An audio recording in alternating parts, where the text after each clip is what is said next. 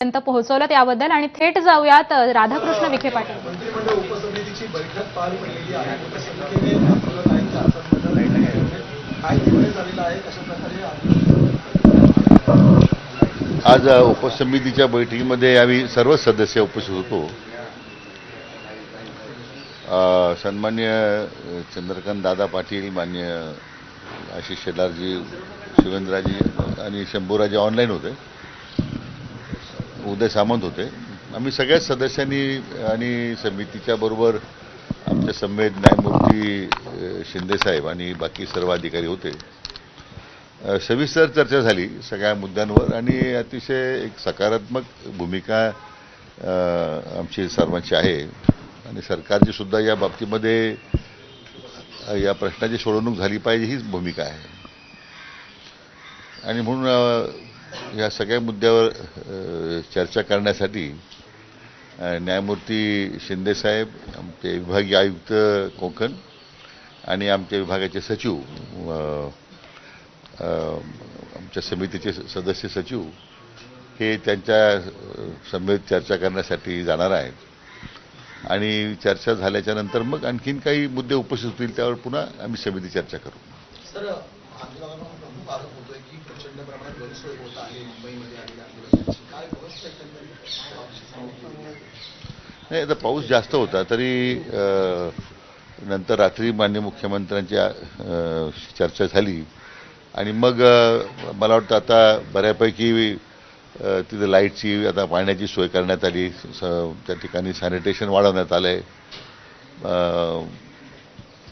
ज्या ठिकाणी जागा उपलब्ध आहे मग तिथे खड्डे भरावेत, ज्यामुळे आंदोलक जे आहे त्यांना त्रास होणार नाही.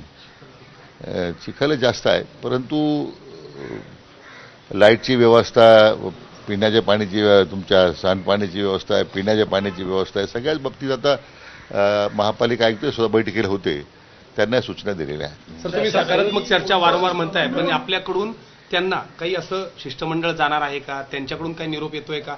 आपल्याकडून काही निरोप जाणार आहे का? कारण आज जरी जरांगे यांची पत्रकार परिषद सकाळी बघितली तर त्यांची आक्रमकता मात्र अजूनही तशीच आहे. घेणारच, ओबीसी मधूनच द्यावं लागेल. ह्या सगळ्यावर नेमकं सरकार काय करेल?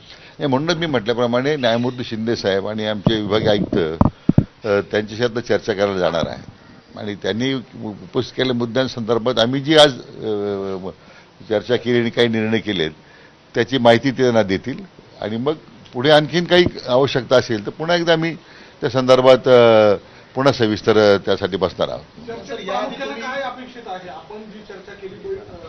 मला वाटतं मी बोलण्यापेक्षा ती समितीच्या प्रमुख आमचे जे आहेत आता जाणार आहेत न्यायमूर्ती शिंदेसाहेब, तेच त्या संदर्भात बोलणार आहेत आणि त्यांनी त्याची चर्चा केल्यानंतर मी काही बोलणं त्या अगोदर ते काही उचित नाही, कारण शेवटी त्यांना प्राधिकृत केलं आपण की त्यांनी जाऊन त्या माननीय जरांगे पाटील साहेबांच्यावर चर्चा करावी. सर, पण तुम्ही महायुती म्हणून इथं एकत्र दिसताय, पण खरंच प्रत्यक्षात तसं एकत्र दिसतंय का? कारण आता आमदार पंडित देखील इथं आलेले आहेत, ते जरांगेच्या स्टेजवर जातात, वारंवार तिथं भूमिका घेतात, इथं तुमच्यासोबत देखील ते उभे आहेत. हा सगळा विरोधाभास वाटत नाहीये? राष्ट्रवादीचे अनेक आमदार तिथं जाऊन बसतायत, अजित पवार गटाचे अनेक आमदार तिथं जाऊन बसतायत. नेमकं अपेक्षित काय? सरकारचं नेमकं काय याच्यामध्ये बघायचं की महायुती म्हणून आमची भूमिका एकत्रच आहे, आम्ही सगळे एकत्रच आहोत.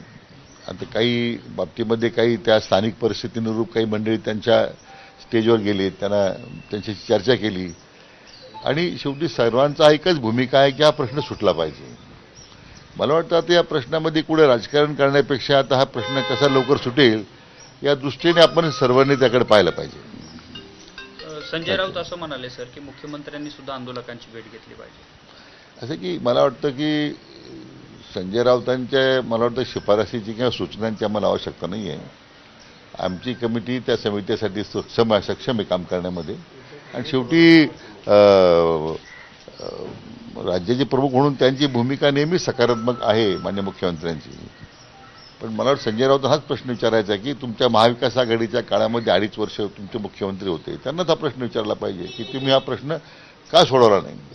सर, याला लागूनच काल एक सगळ्याच सर्वपक्षीय आमदारांचं आणि नेत्यांचं एक पत्र व्हायरल होत होतं की ज्याच्यावर कायदेशीर चौकटीमध्ये या आंदोलनाला सगळ्यांचं समर्थन आहे. प्रत्यक्षात मात्र भूमिका घेताना कोणी दिसत नाही. मग ते उद्धव ठाकरे असतील, शरद पवार साहेब असतील किंवा ही सगळी लोक प्रत्यक्षात भूमिका घेताना दिसत नाहीये.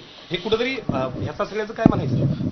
म्हणून मी म्हटलं त्याच्यावर पुष्कळ वेळा चर्चा झाली आता. पण आता त्या पक्षीय राजकारणाच्या अनुषंगिक पुन्हा एकामेकावर टीका करण्यापेक्षा पहिल्यांदा हा प्रश्न कसा सुटेल या बाबतीमध्ये आता त्याला प्राधान्य दिलं पाहिजे. साहेब प्रश्न उपस्थित राहतो की मुळात जरांगे इथे येण्यापेक्षा तत्पूर्वीच त्यांच्यावर चर्चा करायला शिष्टमंडळ का गेलं नाही, आता आल्यानंतर मग वेगवेगळ्या हालचाली. मला वाटतं आता मागे काय घडलं पेक्षा आता आपल्याला पुढे जायचं आहे त्या दृष्टीने आता चर्चा केली झाली पाहिजे आणि त्याकरता आम्ही आता न्यायमूर्ती शिंदे साहेब त्यासाठी जात आहेत आणि मग चर्चा होईल पुढे आणखीन कसं त्यातून मार्ग निघेल तो काढण्याचा प्रयत्न करू. हे गेल्यानंतर तरी आंदोलन थांबेल असं वाटतं तुम्हाला? वास्तववादी वाटते असं की आंदोलक आरक्षण मराठा समाजाला द्यावं कारण आधी 350 जाती आहेत ओबीसी आरक्षणामध्ये आणि सामाजिक एकंदरीत जर आपण पाहिलं आर्थिक सर्वेक्षण केलं त्यामध्ये हे घटकामध्ये बसतंय. मला वाटतं त्याच्या प्रश्नाचं उत्तर आज देणं शक्य नाही, आज मी देणार नाही कारण विस्ताराने चर्चा केल्यानंतर त्या बाबतीमध्ये शिंदेसाहेब स्वतःच त्यांच्याशी बोलणार आहे.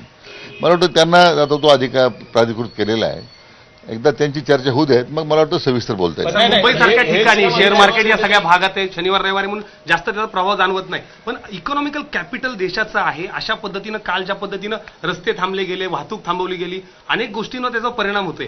अशाच पद्धतीनं राहिलं तरी म्हणजे कसा तिढा काय नेमकं होणार आहे मुंबईसारख्या ठिकाणी? ते पण असं आहे की मराठा आरक्षणासाठी जी मंडळी मुंबईत आलेली आहे तो त्यांचा हक्क आहे, अधिकार आहे.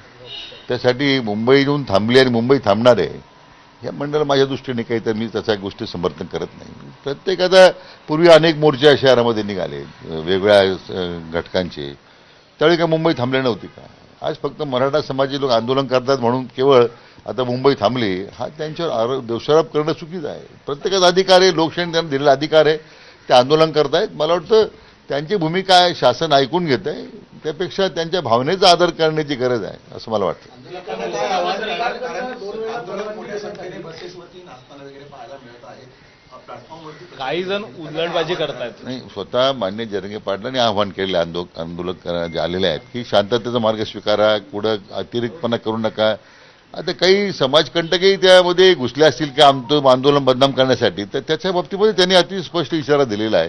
मला वाटतं ते स्वतःच आव्हान करतायत आणि आमचं सुद्धा तेच आव्हान आहे की आंदोलनाचं जी काही सध्या जी भूमिका आहे की आंदोलन ज्या पद्धतीने चाललेलं आहे शांततेनं त्याचा कुठेही विपरीत काही मंडळींनी करू नये असं माझी त्यांना विनंती आहे. सर, रोहित पवार किंवा असे अनेक विरोधी पक्षाचे आमदार जाणीवपूर्वक की रेस्टॉरंट बंद केले आहेत, वीज तोडली, ह्या सगळ्या आरोपांकडे कसं बघताय? जाणीवपूर्वक केलं जाते अशी कुठे वीज तोडलेली नाही आहे. असं की मान्य हायकोर्टात एक निर्णय आहे मान्य उच्च न्यायालयाचा की आझाद मैदानाला 6 नंतर परवानगी देऊ नये, तिथं लाईटची व्यवस्था होत नाही. आतापर्यंत असंच घडलेलं आहे.